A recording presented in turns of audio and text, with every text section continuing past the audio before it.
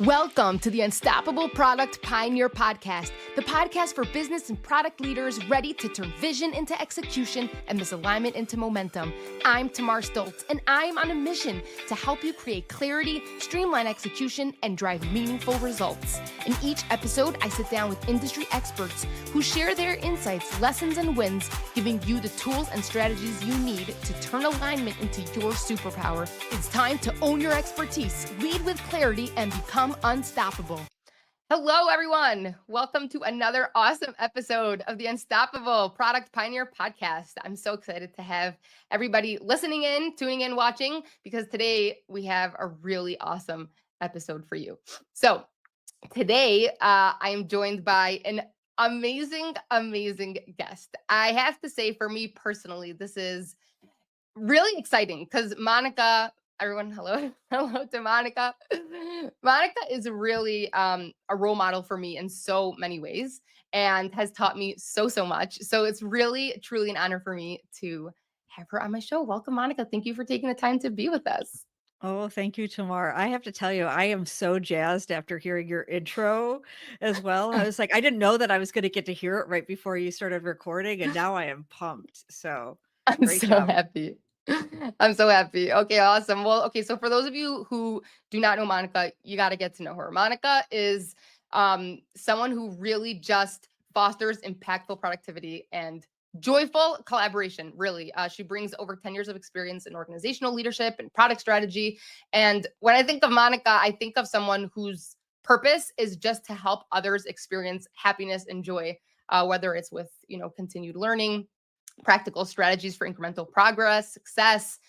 She's really just someone who genuinely gets excited by other people's success and is really just a role model in so many areas, professionally and personally. So it's a pleasure. Monica's also a mom, a boy mom. And like she says, the struggle's real. I know. I'm also a mom. Well, I have a daughter too, a girl and a boy. But Monica's just really, she's a workshopper, loves to experiment with workshops and facilitation and different awesome fun techniques, professionally and personally. And it's really a joy to have her with me today. So thank you, Monica. Thank you so much. I'm feeling a little verklempt right now. I'm a humble person, as you said, and I really love helping people grow in their success. And so when I get to hear about myself, it feels uncomfortable.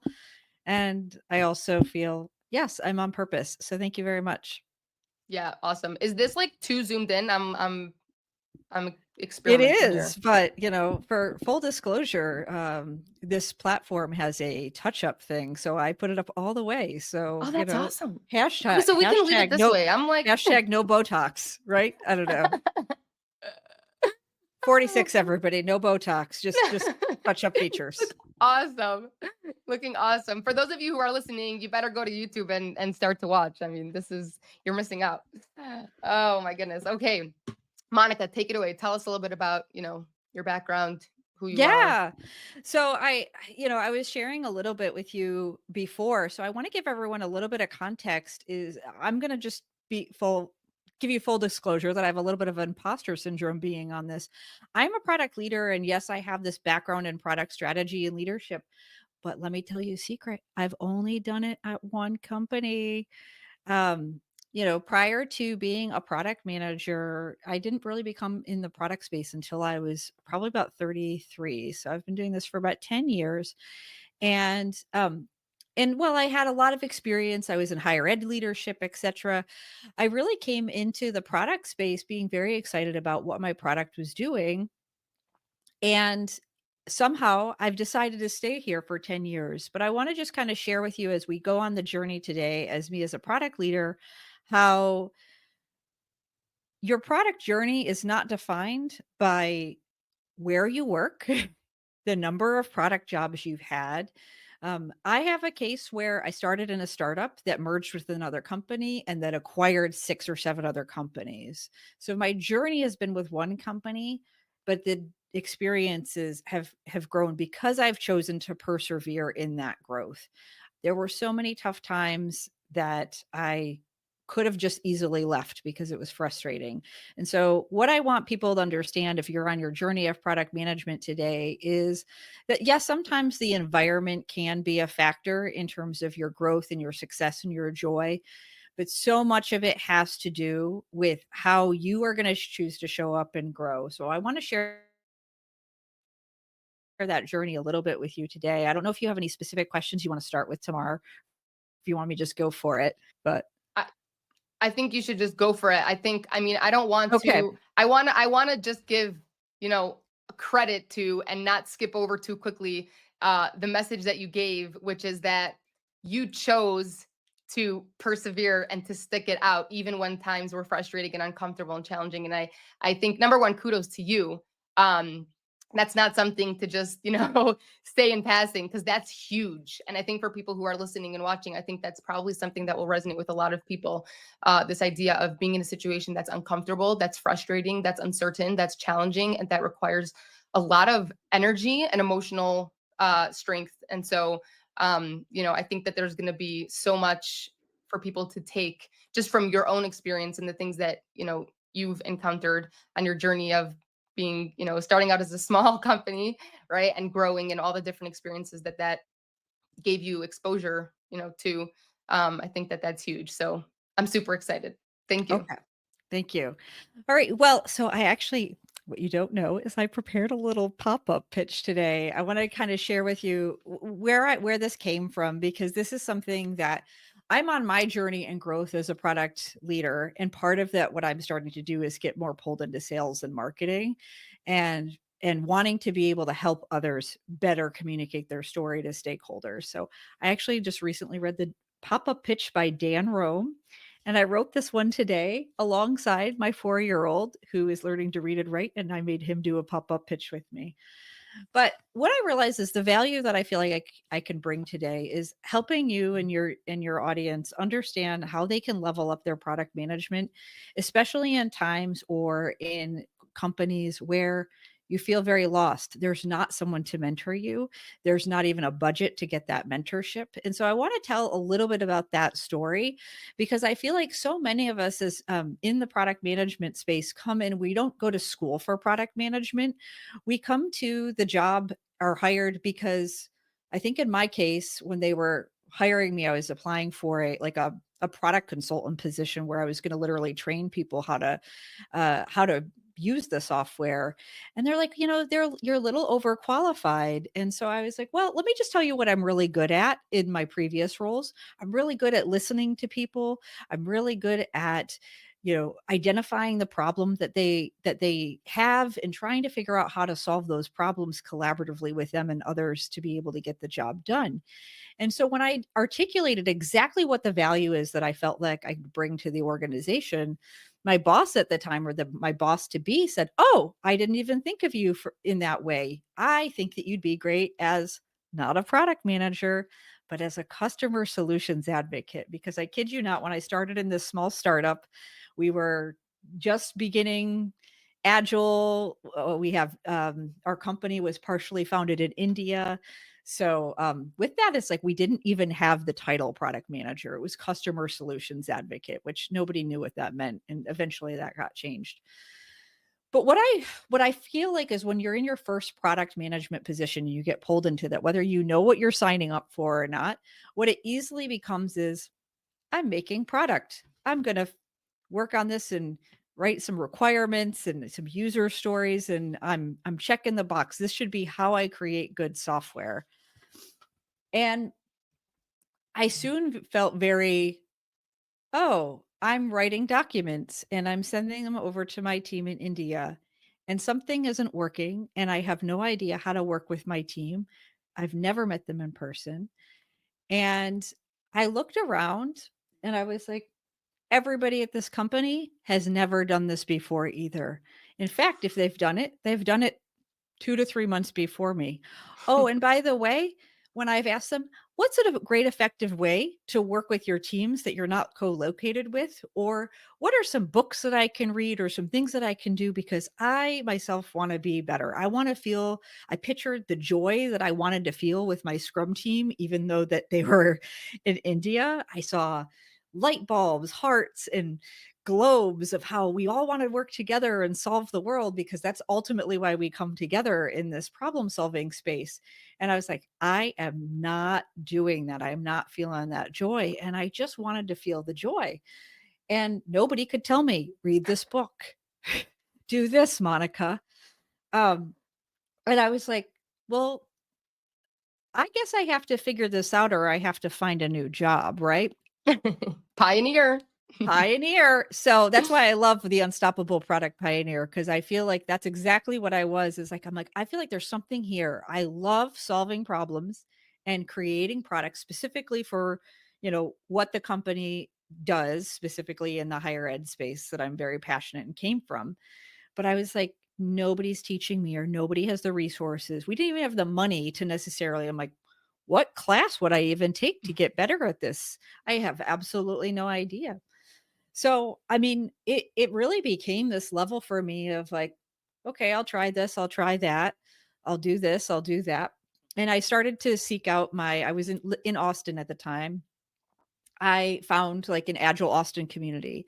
And that was where I realized the power of being around other people who were also product managers, design leaders, engineers that were really into Agile, really into product development. But obviously, they didn't necessarily work there. And that was honestly one of the ways that I grew as a product manager, is just by inserting myself into these communities, which I'm trying to foster now in the area where I live, which is Grand Rapids.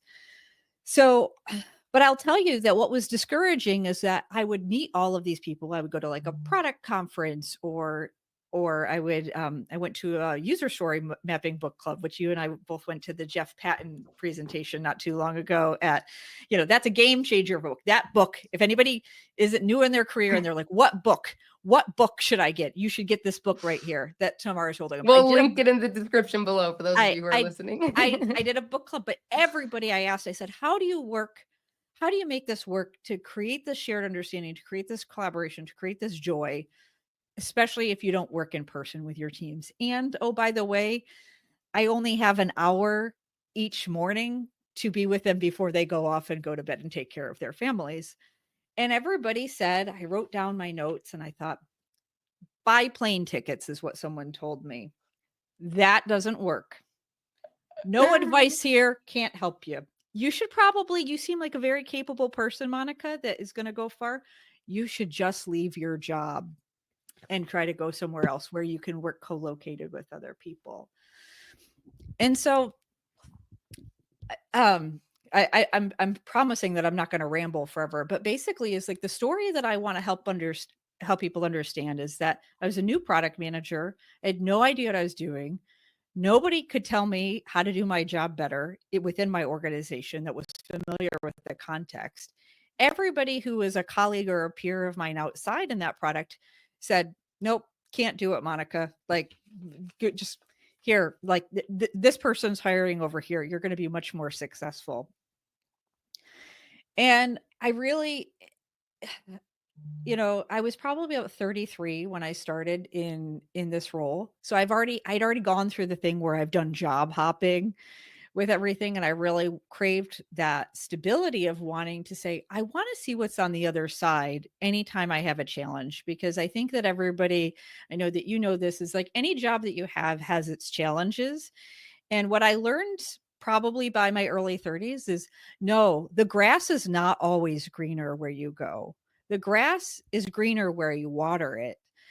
And that is the one thing that I see with the difference between product managers that I coach that are successful and the ones that I see that are struggling, is you have the camps of the ones that are in a mindset of the fact that I'm not going to choose to, I hate to say the word like being a victim of my circumstances, because I've been watching a lot of documentary on cults now. So now I'm like worried about saying that word without it being polarizing. No, I think we understand it. Yeah. But, and saying, you know what, I'm going to go for this and I'm going to try and I'm going to stretch it. I'm going to see how I can live my values and grow as a product manager, even if these are the circumstances, even if no one has done this before.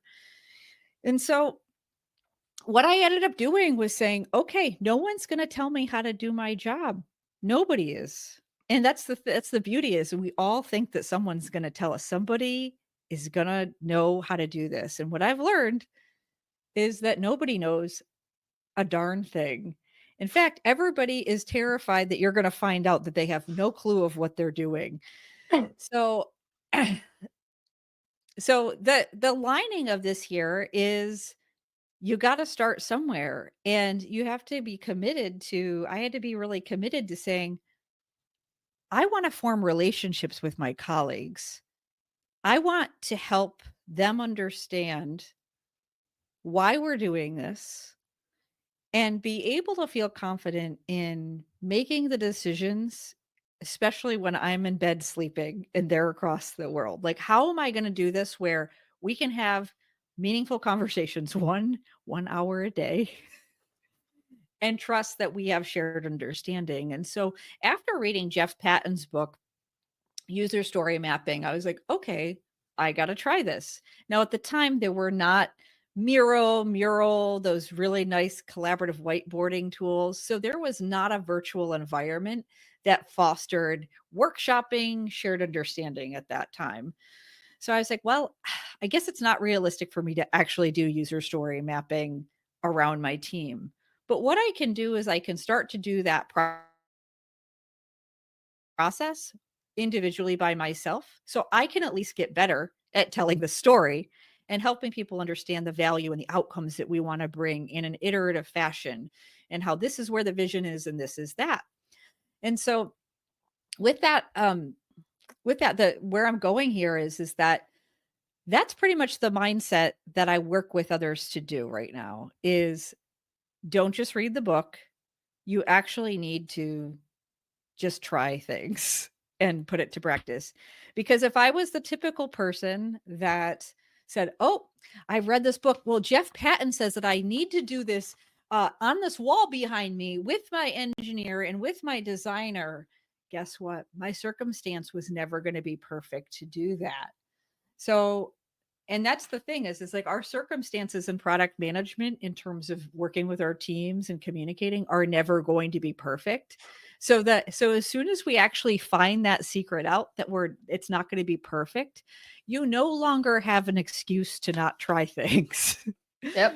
And that's been the biggest thing with a lot of the product managers that I work with is that they're looking to, oh no, I haven't talked with that client yet. I'm too busy crafting the perfect email to outreach to them first. And that's going to take me a couple months first. I'm like, no, you just need to do the imperfect email and ask them if they'll meet with you and ask them how their dog's doing. If you don't know what to ask them, you just need to start. So, with this, I hope this is edited because this is so rambly and I don't know where this is going. Oh no, this is not being edited. This is perfect. Oh goodness. I'm so sorry, everybody. Perfect. Nobody's ever going to want me on a podcast again. I'm just trying to figure out like, what can I offer? But the offer that I just want to help people understand is the secret sauce to growing as a product manager is saying the world is not going to be perfect. This circumstance is not going to be perfect. Nobody is going to tell me the answer. The only way that I'm going to figure out and grow is by my willingness to learn and do and just try things, even if it doesn't work out and if it's not perfect. So what did I do in that case? I couldn't have my wall behind me with Post-its telling the story with my developers. Like, love that book. The pictures are so inspiring of how things should be. But I was like, okay, nope. I got to do this on my own. And then I got to figure out how to tell a story to my team about who it is, why, how do they think? Sometimes they honestly, like a lot of my team, they would think very logically. I'm like, okay, I'm going to stop writing the text of the stories and I'm going to start visualizing it more in diagrams, which is a common practice of, flow diagrams. And that was helpful. I also said, I need to make sure that the time with the team is spent on discussion on that shared understanding. So anytime I was like needed to go over like how something should work or why or things like that, I started making little videos for them.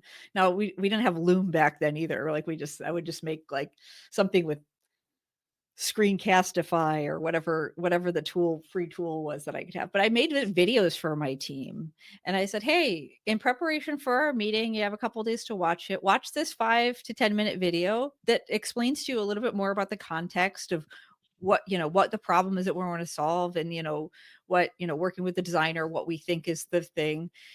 Can you take some time to just sort of watch this and sort of write down your notes and process it and think of it and discuss it within your team in your own native language if you need to. And then that means that when we get to our grooming cannot be focused on going through requirements in Jira and what's going to, but we can focus our discussion on your shared understanding and your understanding. So then you feel very empowered to make decisions and to make adjustments as we're trying to figure out how to solve this. So that's just an example of the fact that you can't take a book and just say, oh, I got to implement it this way, because it's never going to work that way. And the same thing is true of like Teresa Torres and continuous discovery habits. Not everybody can always have their engineer, their designer in the same room interviewing clients. So one thing I worked with my team at a retreat over the summer was like, how are you going to do this even if these conditions are not going to be true? And that's one of the biggest things that as a product manager, you have to read a book and or listen to a podcast and say, Monica or Tamar or whoever, they're onto something. This sparks some joy here. How am I going to do that even if these things are not true? How can I at least just see if it's worth my time and moves the needle? And honestly, that's what's working. And what I've learned is that I've got the power, I can change, I've got the relationships, I have the rapport with my team. I have the most high performing team I could possibly have. I'm also, even though I'm a full-time product strategist at my team, I'm also a tactical product owner still in terms of how we're staffed. So I have literally, my team is called Team Awesome, and they are awesome. I trust them to make good decisions, and they are. And a big part of that trust that I built with them was telling them along the way, oh, I'm going to try this. I'm hoping that this resonates. If this works, do you understand? Okay, that didn't work. We had a bad sprint.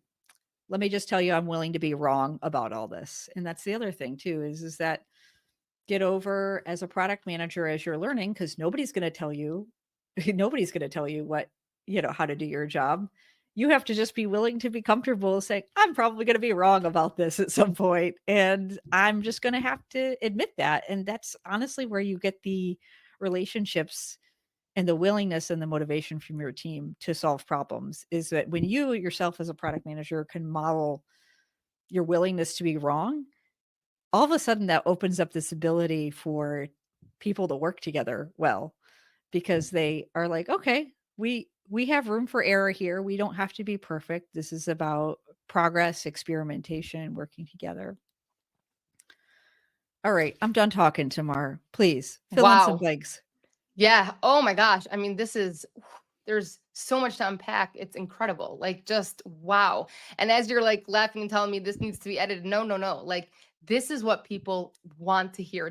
People are going to feel like they're drinking from a fire hose, because this is going to resonate with so many people, because this goes for anyone across the board, no matter what position you're in, because so much of what you're talking to is skills that are for our own personal growth, right? You talk about collaboration, communication, looking at yourself in the mirror, taking accountability, owning mistakes, and verbalizing and expressing that to your team. I mean, those are not only admirable, to you as a leader, but those are leadership qualities that, take a lot of practice and a lot of work. And it's not, this is not just about reading books and technical skills. This is like real personal work. And so there's so much power, that we can give to each of those things individually, that we can see improvements, even if we just chose one thing, to work on. So that's just, as I'm listening, I'm like, this is, of course, for product, I'm sure there's a lot of people in product who are listening to Monica's story and just nodding their heads and laughing and crying, and right, because it's so real, and it's just your story, like as it's like coming to life, I feel like is probably very familiar to a lot of people who are tuning in. Because I know that for me, there's a lot of things that you mentioned in terms of your experiences that very much resonated with me. And I was not a product manager; I was, a product designer. So it's really whoa. Another thing I wanted to touch on that you said that I felt like was, another key thing is the the drive and the motivation, right? That we can give to each other, and the encouragement. And like backtracking to the time where you went to different people on your team to ask them, what should I be doing, what can we be implementing, how can we make this better, and no one knew and basically said, good luck, go fly kite, it's not happening. I mean, that's so motivating and encouraging and empowering. How lovely, right? So the fact that Monica chose to, persevere and pioneer and keep going is incredibly admirable. But that's not easy, right? That is not easy. And so I feel like being able to take that situation, right, and flip it, and how much power, like how much more powerful it could be to do what Monica's doing on her team, right? If you're a manager, even if you're not a manager, just to exhibit this behavior, and to role model what it means to empower others, to say, I don't know the answer, but that's such a great point, and I'd love to help you explore that together, or I'm not the right person to ask, but you're going to rock this. Keep up that energy and let me know if there's any other place I could be helpful or any other resources I can provide, right? So you might not be the right person on the team to answer the question, but you can always empower someone, because that does not take, it doesn't really take a skill. I guess it's a soft skill, but you can empower anyone. You can smile at them and say, you're awesome. Everyone can do that. So, I think You're that's awesome, another. Tamar.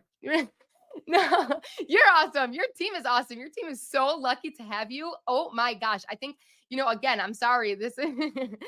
Monica is one of the most humble people I've ever met, I have to say. But this is just my opportunity, because I'm so excited to like have time with Monica. But another thing I feel like, when I think about like Monica, and another thing, I'm not on Monica's team. I know Monica. We're colleagues. We're colleagues and part of other, communities within product leadership workshop facilitation. That's how I got to know Monica. But, I'm thinking about the people on your team, right? And the role modeling that you do. And for anyone that's listening, if you're in Monica's company or on her team, you know how lucky you are. But, again, I'm blown away by the leadership skills that you have. And I think that that's another thing to reinforce, right? Like, even if your title is not leader or manager, you still can be a leader for exhibiting and driving, continued growth and positivity on your team. I mean, like, for some people it's easier to radiate positivity, and for others maybe more challenging, but there's always, I feel like there's always something that we can do to just encourage an atmosphere and a culture of, this fostering, collaboration and teamwork and optimism, and Yeah. Can I turn it over to you? Just prior to us recording, we talked a little bit about, obviously I said, yeah, I had a lot of jealousy of a lot of my design colleagues, right? Who went to school for what they did, right? Which is like, as a product manager, you don't go to school for what you did. And you had sort of said, yeah, but like it's almost like, I don't know exactly what you said, but I feel like yeah. people have this perception of some people have a perception that the product manager is such a great job to have, and they have no idea of the courage that you have to be wrong, to figure things out, to say no, to problem solve, and figure out how you're going to show up and lead people, even in times when you completely disagree with some of the company strategies, some of the Mm-hmm. product strategy that you might not be fully empowered to. I've definitely had that. So I wanted to just kind of talk about that a little bit with you, only because I've had that experience where we made a decision to change a different direction of company, and the director of sales said, well, Monica, I'm so sorry. How are you feeling about the direction and how it's going to change? And I said, actually, I'm really happy about this change. I think that's the right decision to make. And she's like, well, really? She's like, you were just such a champion of it before. And I said, yeah, because that was my job. My job sometimes is to lead through things. And it's not about not having integrity. It's about the fact that you have to lead people through a lot of uncertainty and a lot of muck.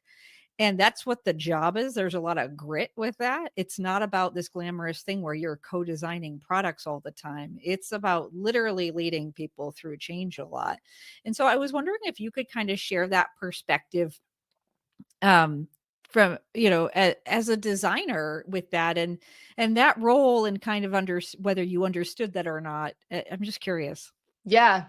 So it's interesting. I grew up in an entrepreneurial family, and my brain was always wired as a business entrepreneur like type of person. And so when I think of myself as a product designer, I think a lot of my intuitive like thinking, like the way that I process things, the way that I see things, my perspective was a little bit more through the lens of business strategy and not product strategy. And so for people who are doing UX designers or product designers, it's interesting. There's a group of us who actually went to school for UX design and product design in the more recent years when it was, coined an official career, and there were real, this is what I went to school for. And a lot of the designers that I've worked with are a little bit older who went to school for engineering, developing, marketing, graphic design, and had a career change once UX became a more official coined, they were really doing that, but now it's more of an official title. And so everyone's kind of coming from a different, like seeing things through a little bit of a different lens from a different angle. I actually found it to be a little bit more challenging as a product designer, that I saw things from a business strategy lens, because as a product designer, I was asking questions like, so these are the projects that we're working on now, but based on the company meeting that we had a few days ago, and the business objective goals that they shared with us and the vision they have for the coming months, I don't understand why we're working on these projects, because they're not going to deliver and execute any of the change that business strategists want to see.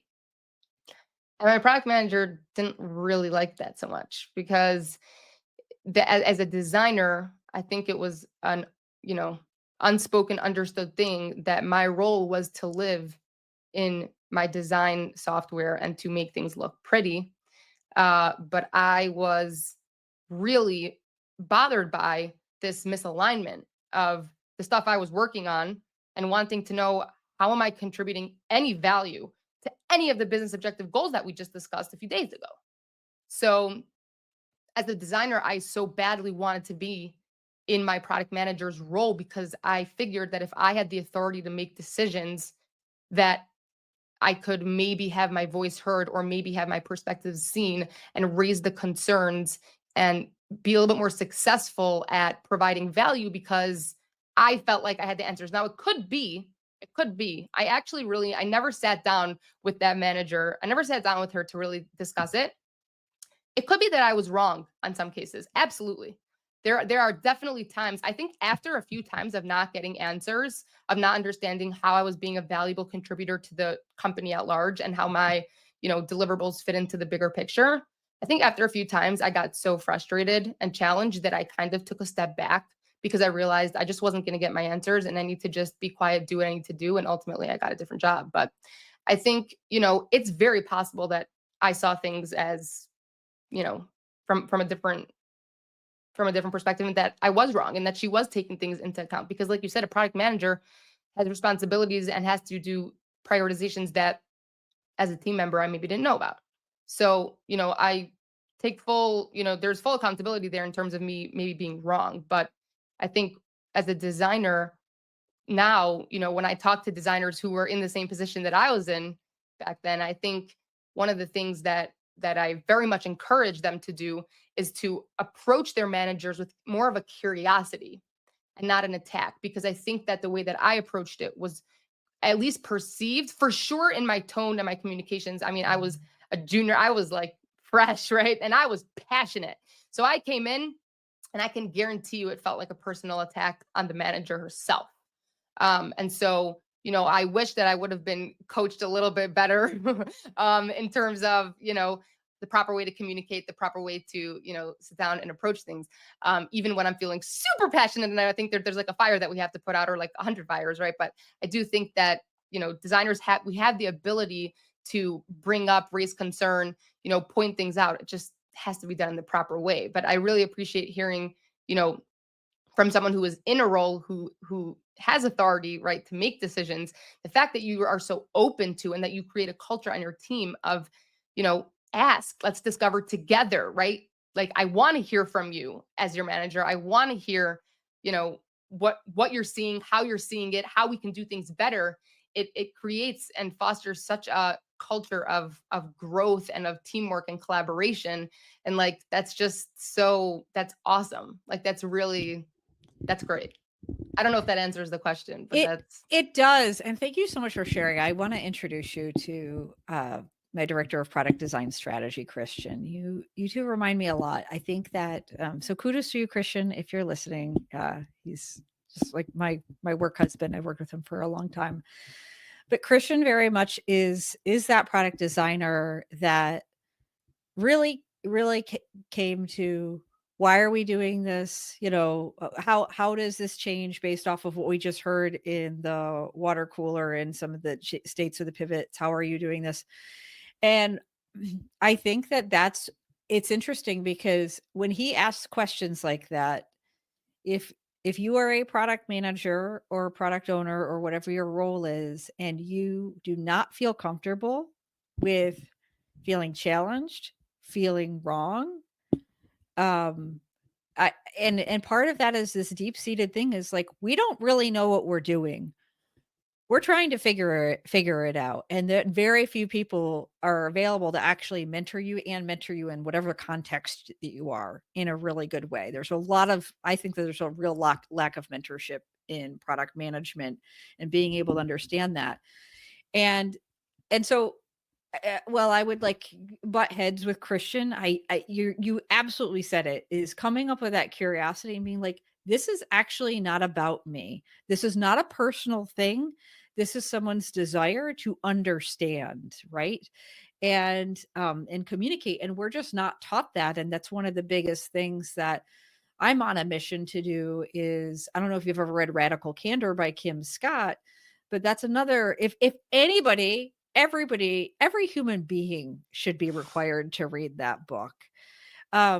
But the skinny is basically, if you look at any kind of axis or matrices, there is caring personally and challenging directly. And most people fall in terms of, they don't have the relationships and they need to be really direct, but they don't know how to do that with curiosity, and they have this guarded thing. And so it ends up coming up as this obnoxious aggression.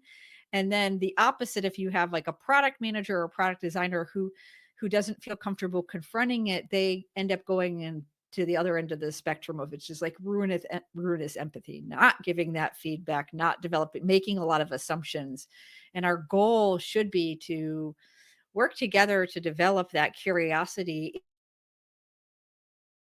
and those relationships where we care personally, but we can still challenge directly and not personally, and just have a conversation in the space of curiosity. So that's something I definitely like to work through with others and the team. Is, I'm like, what's this thing where you all of a sudden, or what's coming up for you right now about why you feel threatened all of the time? It probably isn't like the content so right. much.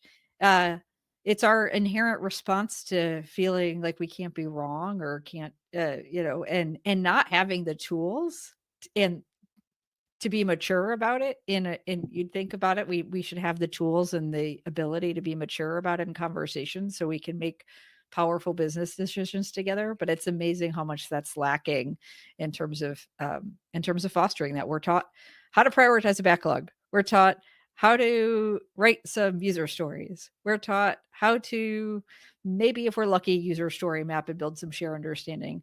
What we're not taught is how to collaborate with people when they have questions, and how to dive deeper and approach that with curiosity. So Absolutely.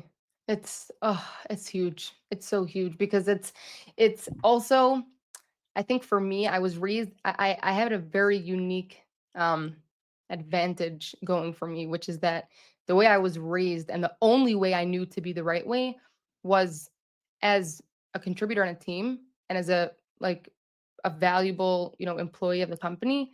I didn't go to sleep at night unless I knew that I did everything I possibly could to drive success for that company that day.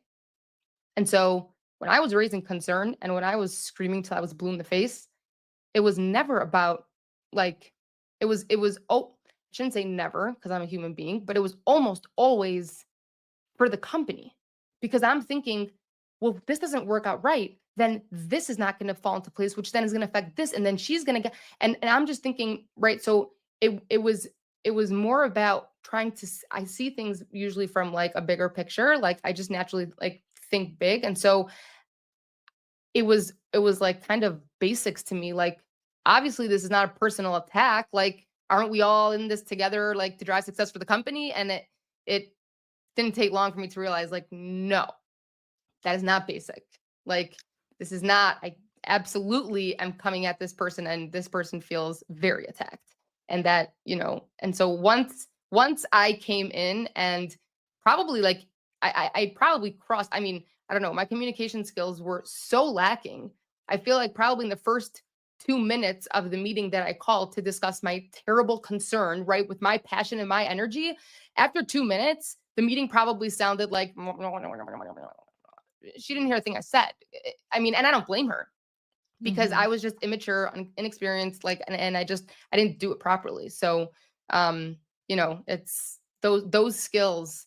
I mean, managing a backlog, all those technical skills are needed and they're important. But I think so much of what Monica discussed today is really the key. These soft skills and these, personal, growth and development, right? Like, is something that is just so valuable that we don't always think as, like, Yeah. I don't know. It's, yeah. Yeah, I guess the final thought I'll say is like, I'm trying to have some empathy for, I have empathy for you and your situation and also for the product manager you're working with.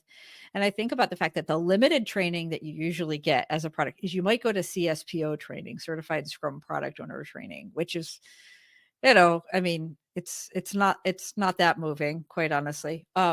But the one thing they teach you is what your role in the definition is you are the single ringable neck. And so it's very easy once you hear that, and that's your role, is to tie yourself and your ego to that. And and think I'm the single ringable neck for this.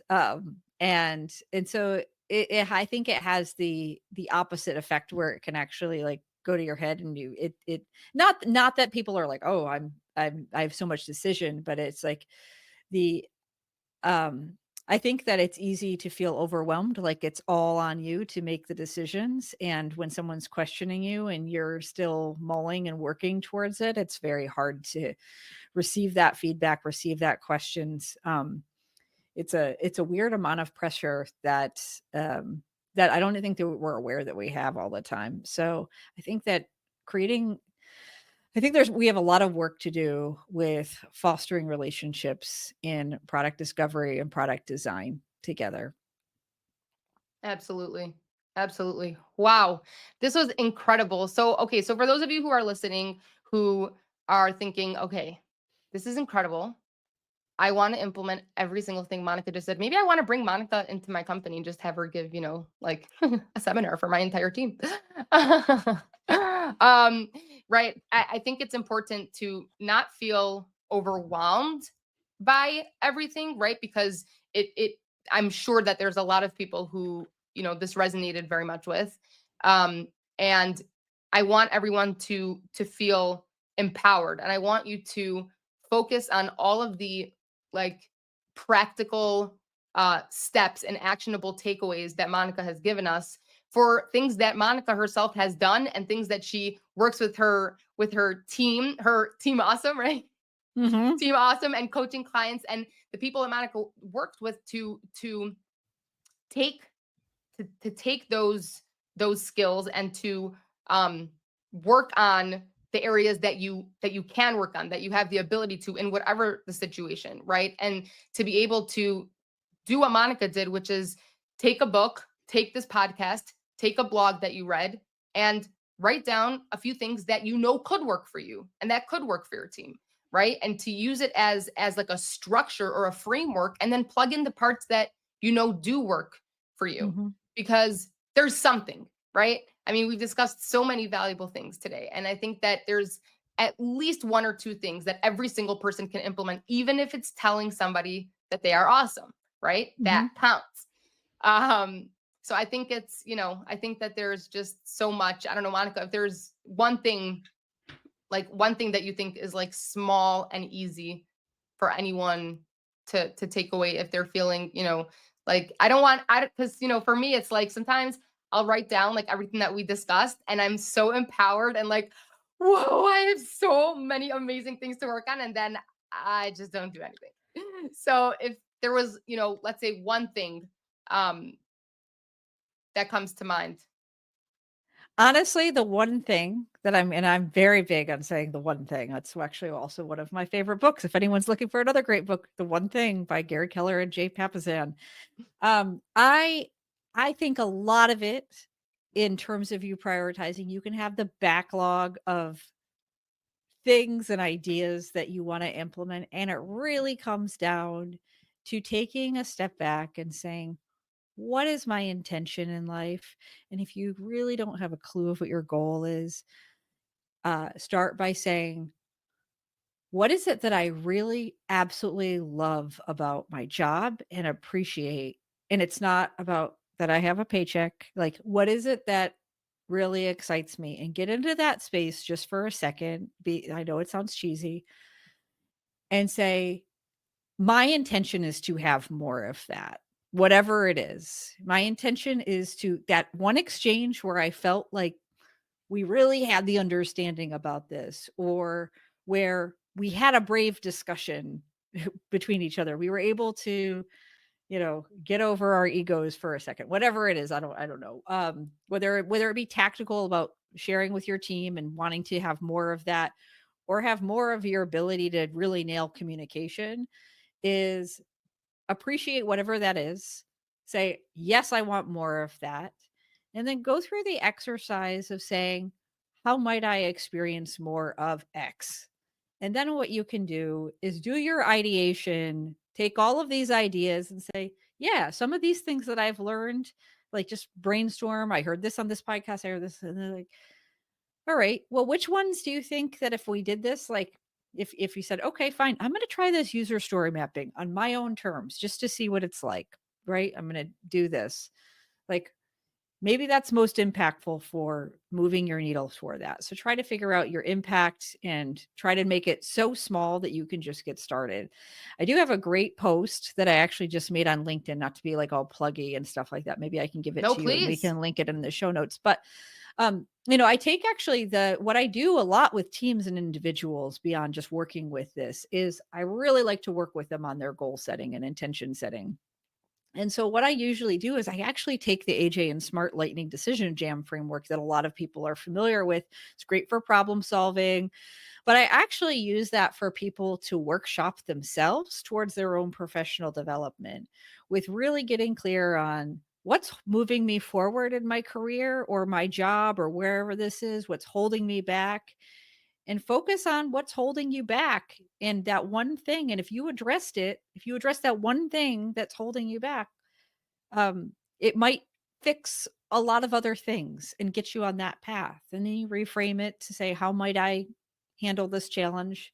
You can draw in your resources, and then you can plot it on an effort impact scale and come up with your real quick wins about what you could do. So I'll send that to you. It's like, that's what I use really for an action plan when I'm feeling very lost and overwhelmed by all of the possibilities about how I could grow and improve, is figure out what's most important for you, where you should start. Absolutely. Oh, I use workshop like exercises all the time. It's like the greatest thing. This was fantastic. Okay, we're going to link everything in the description below, different books and thoughts that we discussed today.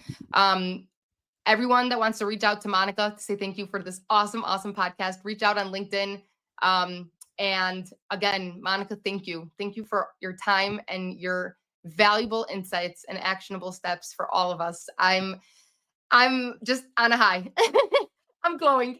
Thank you. Thank you Yep. so much. Thanks for tuning in. If you enjoyed this episode, please be sure to like and subscribe and leave a review. And of course, please be sure to check out our awesome community where you can connect with podcast guests, like-minded professionals, and be surrounded by others excited by your success. Keep pushing for impact and unlocking unstoppable growth. See you in the community.